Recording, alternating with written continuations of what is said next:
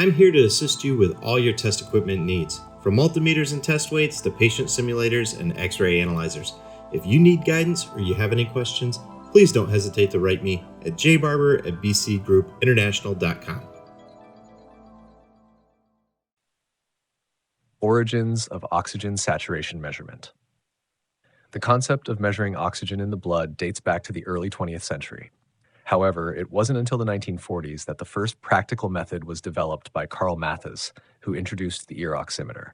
This early device used two wavelengths of light, red and green, to measure oxygen saturation indirectly by analyzing the color of blood. Development of pulse oximetry. The big leap in this field came with the development of pulse oximetry in the 1970s. This technology, which is the basis for modern SPO2 monitoring, was significantly advanced by Japanese bioengineer Takuo Aoyagi. While working at Nihon Kohden, a leading manufacturer of medical electronic equipment, Aoyagi discovered that by using a sensor to detect pulsatile signals at the site of measurement, like a fingertip or an earlobe, it was possible to isolate the arterial blood and measure its oxygen saturation more accurately. Aoyagi's method involved using two wavelengths of light, typically red and infrared, to differentiate between oxygenated and deoxygenated hemoglobin, the proteins in the blood that carry oxygen. The ratio of absorbed light at these wavelengths changes with the oxygen saturation of the blood. Commercialization by Nihon Kohden. In 1975, Nihon Kohden introduced the first commercially available pulse oximeter, developed under Aoyagi's guidance.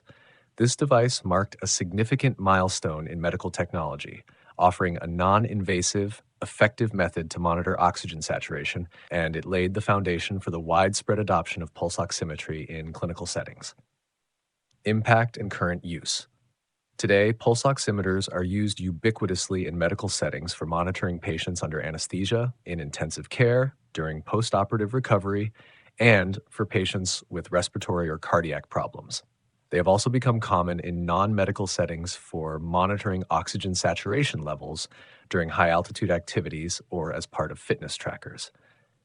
SPO2 monitoring technology continues to evolve with improvements in sensor accuracy, data analysis, and integration with other monitoring systems, enhancing its utility in clinical diagnostics and patient management.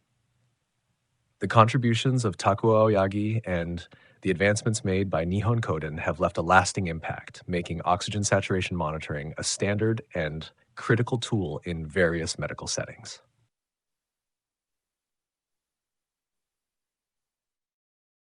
If you enjoyed this video, don't forget to give it a thumbs up and subscribe for more content.